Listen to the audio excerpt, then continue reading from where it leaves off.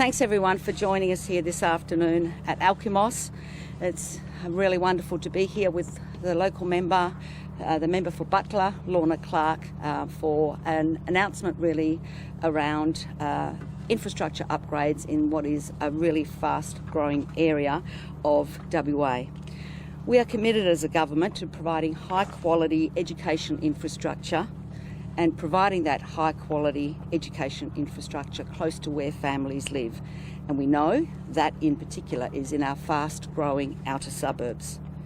We know that more and more families are choosing to call Alkimos home, and that's why we have invested $45.5 million for this new school here that is going to be so welcomed by the local community. As you can see, works is progressing well, and the school is due to open for the start of the school year 2027. The school's been designed to cater for kids from kindy to year 6, in total for an intake of 540 students. It's going to include a number of features, including an administration block, a kindergarten and pre-primary block with specialised play areas. There'll be 2 double-storey classroom blocks, a single-storey block with education support classrooms and science and art rooms, a library and of course a staff room block, and a covered assembly area including music room and canteen. External works on this site will also include landscaping, sports courts, play areas and bicycle and car parking. T&Z Architects have been appointed as the lead consultants on this important project, and the construction contract has been awarded to Crothers Construction, and I thank them for allowing us to be here today.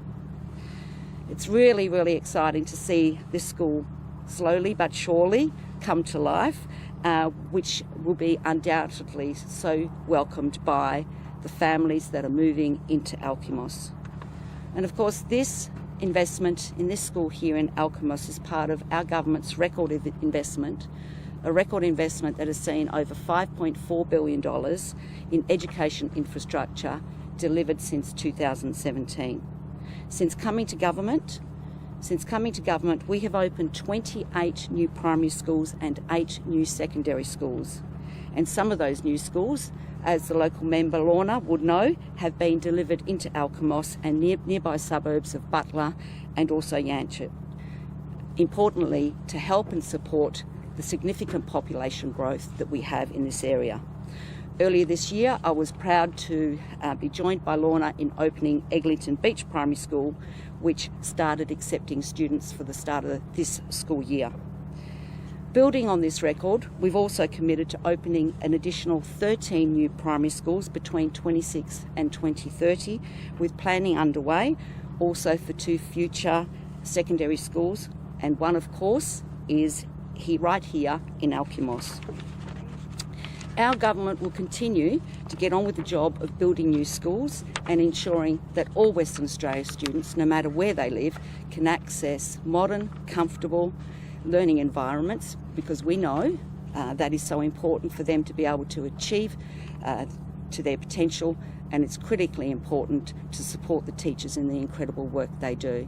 Happy to take questions in a moment, but I'll just ask Lorna as the local member to make a couple of comments.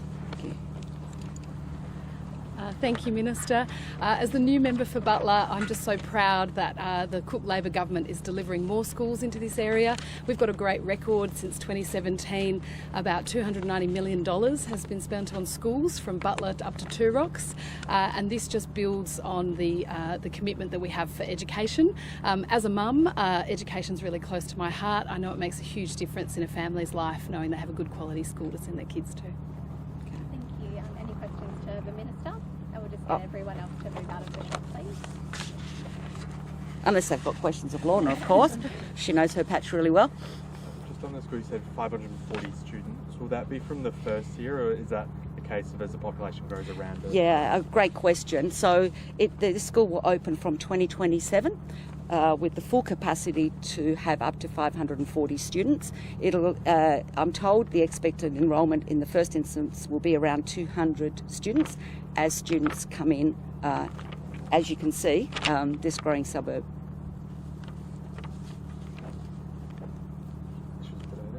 Yeah. Just quickly, are you aware of an incident in Roto at a school camp, and you got a reaction to that? Look, any incident, alleged incident like that is deeply disturbing to anyone, particularly for me as a mum and also as Minister for Education. We take the safety of children absolutely seriously. You would appreciate it's now a police matter, as it rightly should be. I know that the Department of Education is working closely with police on the investigation, so I'll leave my comments there. What about the employment of that person? Yeah, I'm advised that that person is not at a school. And are you aware whether charges have been laid or will be laid or won't be laid? Look, in that regard, I don't have the latest details. The advice that I've got so far is that the police is undertaking an investigation and Department of Education is fully cooperating. What's the Education Department done in respect of the families who many of them didn't know? I don't think there was any communication before it became public. And that's my immediate concern.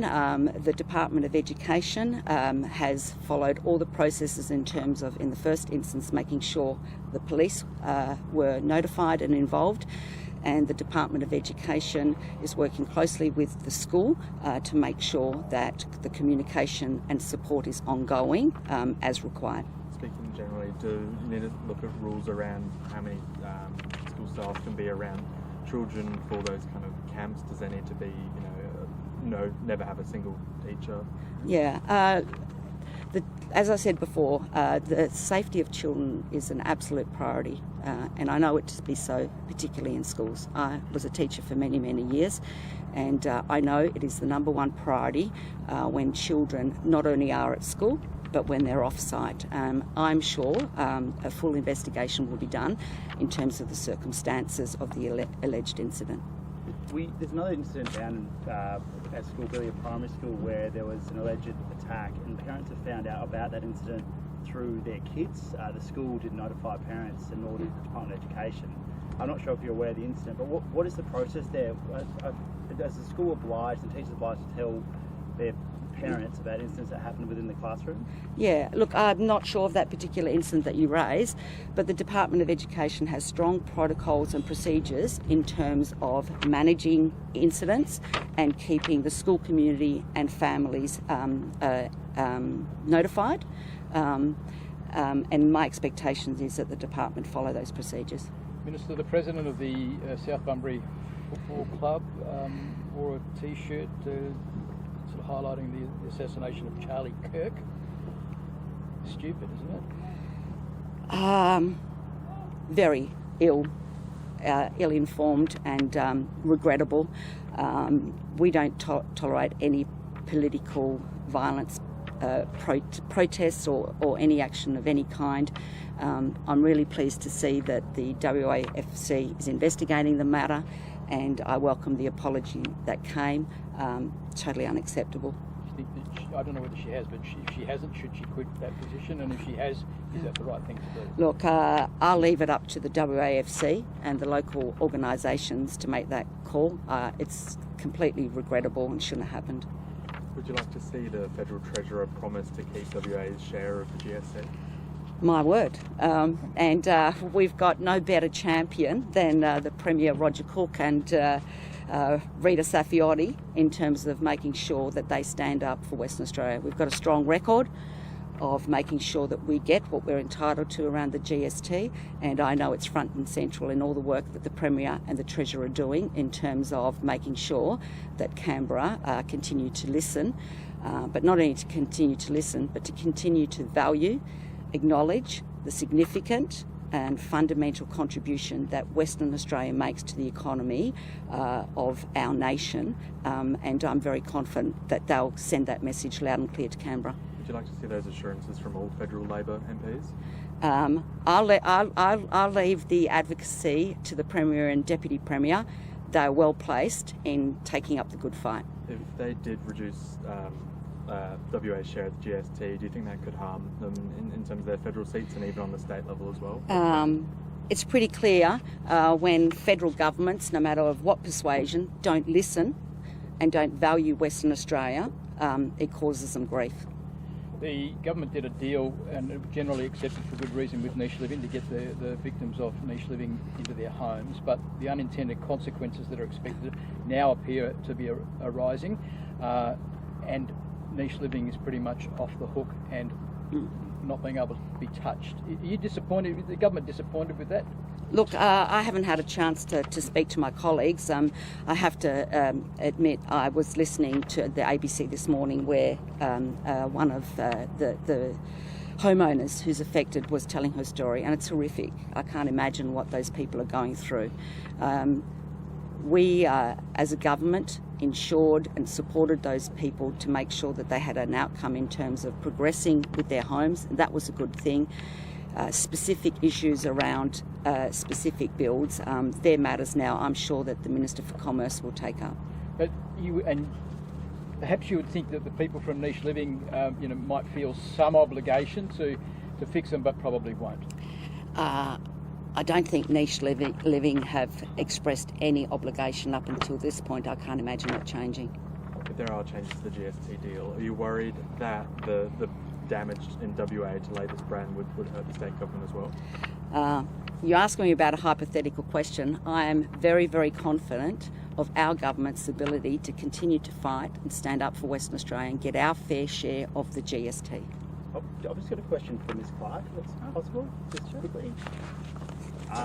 So there were 2 homes in Butler, obviously you'll see, were broken into yesterday morning, a car stolen from one of them. Police say they had a machete and a woman had to hide in her bedroom. Are you aware of the incident? What's your reaction to that sort of crime in Butler? Sure. So I'm aware of the incident through social media, but haven't received any advice or further formal information about it. Look, I got this a lot last year. I spoke to a lot of families and a lot of people who didn't feel safe in Butler, and so one of the things I advocated for was things like more CCTV. I've visited the police stations, Clarkson and Yanchep Police, and I've met with the police Minister and Minister's office about improving safety in the area. Any crime is not what we want in WA and in our society, but I mean the police do an amazing job, and I'll just continue to advocate for community safety in my electorate. Do you have enough police in your area? Look, that would be a matter for the police minister to manage, and quite frankly the commissioner as well, based on how the police model works. Do you have any messages for those who committed those offences, those criminals out there in Butler? Oh, look, I'm conscious, as a former lawyer, many of these matters end up before the courts, so I wouldn't want to jeopardise any court cases. But as I say, any crime, in Butler or anywhere in WA is not acceptable, and we will do all that we can to reduce crime in our community. And any message to residents who might be scared in their homes tonight? Sure, I would say get in contact with my office. I'm more than happy to have a chat. I'm more than happy to meet with people. No one should feel unsafe in their home. As a mum, I understand that fear, and it's not okay. So, as I say, as a local MP, I'll do everything I can to improve community safety in the area. Just one more for the Minister. Sure. Just on road safety, with school holidays coming up, what's your message to families and parents travelling for the holidays? Look, it's a timely reminder for all of us. We get the opportunity, many of us, to have a break, have a bit of downtime, and sometimes it's at those very times that we lose our concentration and focus on what's really important. And so road safety should be everyone's number one priority. Staying focused, concentrating, sticking to the speed limit. Don't be in a rush to get to where you're going. It's much more important that you arrive safely so that you can enjoy this wonderful time for many people with your loved ones. Local government elections, Minister of the WAEC has identified a small number of issues with ballot papers ahead of next month's local government elections. Do these issues erode trust further, given all the state election issues? Look, my advice is that the issues that you raise have come to light from a small number of residents who've received incorrect ballot papers, or I think in some instances the glue on the back of the envelope isn't working. My advice is that it's very localised and a very small number, but I would also say that anyone who's got any concerns or issues around the ballot papers that they've received, please contact the WA Electoral Commission. I note also pleasingly that a dedicated helpline has been quickly stood up to ensure that we can support people And it was very pleasing to have the acting electoral commissioner come out this morning and act so proactively on what is a localised issue. The acting commissioner, Dennis O'Reilly, has said he's really disappointed because he was aiming for 100% KPIs. Does the government have full trust that the WAEC will have a problem-free? Absolutely. I was listening to the acting commissioner and he gave me full confidence. I think the statistic that stood to mind is some 1.7 million ballot papers are going out. And what has occurred he's describing as very localised human error in the processing of them. But in any event, he's come out, set up a helpline to make sure that he fully understands if there is any more problems, but very confident in the way he's handled it. Have you heard anything about Coolgardie? Will Coolgardie be going to the elections next month? Has Minister Beasley made a decision? I'm not aware of where that one is up to, but happy to get back to you. Yeah. Thanks, everyone.